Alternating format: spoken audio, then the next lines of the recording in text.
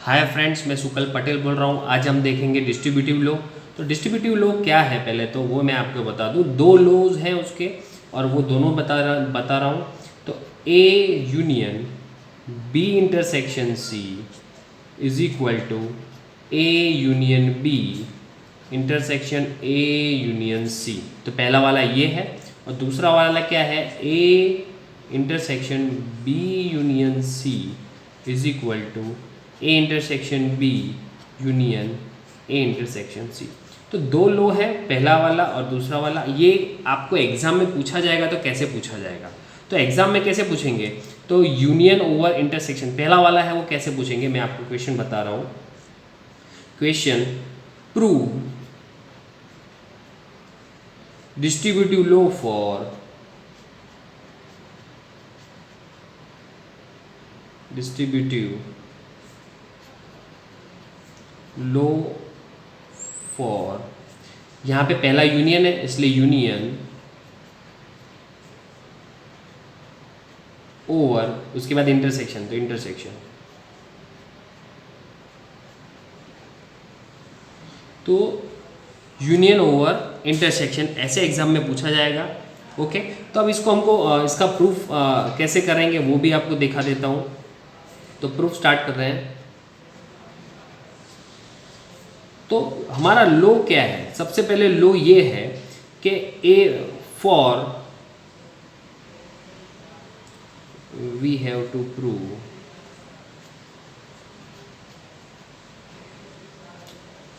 क्या प्रूव करना है हमको, A union B intersection C is equal to A union B intersection A union C, ये prove करना है। फॉर दैट, ऐसा प्रूव करने के लिए, for that we have to prove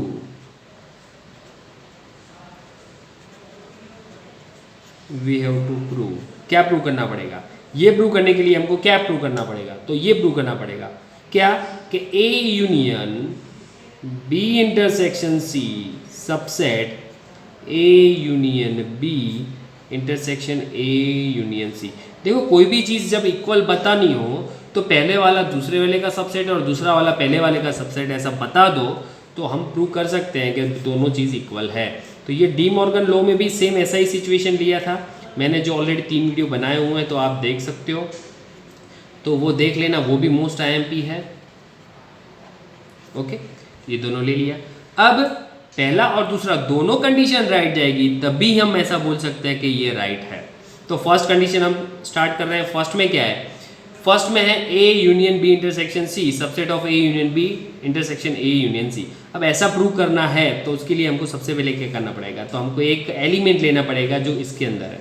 तो हम एक काम कर रहे हैं, let x be any element of किसका, तो ये A union B intersection C का, A union B intersection C का एक एलिमेंट है। अब वही एलिमेंट मैं यहाँ पे दिखा दूंगा तो आपको प्रूव, तो ऑटोमेटिकली प्रूव हो जाएगा कि ये इसका सबसेट है। तो मैं एक काम कर रहा हूँ, लिख देता हूँ ये जो मैंने लिखा उसको मैथमेटिकली कि x इसका सबसेट है। It means that x belongs to A union B intersection C. इसका मीनिंग ऐसा होगा। अब क्या होगा, सिंपल है, देख लेते हैं फटाफट। अब मैं इसको स्प्लिट करूंगा। स्प्लिट मीन्स अलग अलग, सबको अलग अलग कर दूंगा। तो अलग अलग करने के लिए क्या होगा, मुझे यूनियन की जगह पे कुछ लिखना पड़ेगा, इंटरसेक्शन की जगह पे कुछ लिखना पड़ेगा। तो यूनियन की जगह मीनिंग क्या होता है कि यूनियन का मीनिंग होता है, आपको ये बिलोंग्स टू में याद है, मैंने बताया था बिलोंग्स टू के अंदर यूनियन का कुछ होता है और इंटरसेक्शन का कुछ होता है। तो यूनियन का मीनिंग होता है और इंटरसेक्शन का मीनिंग होता है एंड। ये आपको दिमाग में बिठा लेना है और कुछ नहीं, रट्टा मार लो। ओके, तो स्टार्ट कर रहा हूँ मैं, इसको डिस्ट्रीब्यूट कर रहा हूँ। तो x बिलोंग्स टू a, यहाँ पे यूनियन है तो यूनियन की जगह पे क्या लिखेंगे, और x belongs to b intersection c। क्या किया मैंने, इसको अलग किया। वापस इसको अलग करूँगा तो क्या हो जाएगा, x बिलोंग्स टू a और ब्रैकेट में x belongs to b, intersection है इसलिए, and x belongs to c। Done. अब मैं ये ब्रैकेट को ओपन करना चाहता हूँ तो ये इसके साथ मल्टीप्लाई हो जाएगा। याद है आपको, मैंने ये पहले भी हम ऐसे बहुत बार देखा हुआ है, जब 6 7 8 के अंदर कि भाई सपोज मैं यहाँ पे बोलूँ यहाँ पे x है, ब्रैकेट में है y प्लस z, ऐसा होता है तो x किसके साथ मल्टीप्लाई करेगा, y के साथ, फिर प्लस y किसके साथ मल्टीप्लाई करेगा, z के साथ, तो xz। तो जो बाहर वाला आता है दोनों के साथ मल्टीप्लाई होता है। तो सेम सिचुएशन यहाँ पे भी है। तो x बिलोंग्स टू a और x बिलोंग्स टू b। देखो a यहाँ पे पहले वाले के साथ भी आया, अब ये x बिलोंग्स टू a और x बिलोंग्स टू c दूसरे वाले के साथ है। देखो इसको ओपन कर दिया, बरोबर। अब वैल्यू वापस रखनी है हमको, तो कैसे रखेंगे, सिंपल है, x बिलोंग्स टू a और x belongs to b। And की जगह पे क्या आएगा, मैंने आपको बताया एंड इंटरसेक्शन है तो इंटरसेक्शन रख देंगे।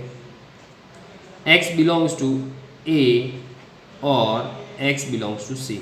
और की जगह पे क्या लिखना है, यूनियन लिखना है, तो x belongs to a union b intersection, अब क्या हो जाएगा, इकट्ठा कर लें, a यूनियन c। दोनों और की जगह पे यूनियन लिख दिया और यहाँ पे इंटरसेक्शन था ही, तो x को हमको वैल्यू मिल गई। तो हुआ क्या कि जो x हमने यहाँ पे दिखाया था वही x हमको यहाँ पे मिल रहा है। तो इट मीन्स दैट, इसका मीनिंग ये हुआ कि ये इसका सबसेट है। तो a union b intersection c subset of a union b intersection a union c। तो ये हमारा पहला वाला प्रूव हो गया। अब सेकंड वाला ले रहे हैं, सेम सिचुएशन सेकंड में, पर यहाँ पे एलिमेंट चेंज कर देंगे। वाई बी, लेट मैं सपोज कर रहे हैं वाई बी, धारो के Y be any element of किसका, इसका पहले वाले का, means A union B intersection A union C. Okay done. इसका मीनिंग क्या हुआ, इसका मीनिंग ये हुआ कि y belongs to a union b intersection a union c। अब हम इसको जो एंड है, इंटरसेक्शन है, वहाँ पे हम एंड लिख देंगे, यूनियन है वहाँ पे और लिख देंगे। तो होगा क्या, y belongs to a union b and y belongs to a union c लिख दिया। अब हम क्या करेंगे, यूनियन की जगह पे एंड लिख दिया और लिख देंगे। तो y बिलोंग्स टू a और y belongs to b and y belongs to a और y belongs to c। Done. अब क्या होगा, इसको इकट्ठा करना है। देखो y belongs to a, y belongs to a common है तो इसको बाहर निकाल दो। तो मैंने निकाल दिया y belongs to a and, sorry यहाँ पे और आएगा, देखो y बिलोंग्स टू a ये कॉमन निकल गया तो यहाँ पे और आएगा, और y बिलोंग्स टू b। अब क्या, ये बचा और ये बचा, तो क्या मिलेगा, y belongs to b and y belongs to c। ये जैसे कॉमन हम एल्जेब्रिक जो स्टेटमेंट होते हैं उसमें जैसे कॉमन निकालते हैं वैसा, और कुछ नहीं है। अब क्या होगा, वैल्यू पुट कर रहे हैं और की और एंड की, तो क्या हो जाएगा, y बिलोंग्स टू a, और की वैल्यू हमको मालूम है, एंड की वैल्यू पे और की लास्ट में रखेंगे, पहले एंड की लिख देते हैं। y belongs to b, and का मीनिंग होता है इंटरसेक्शन c।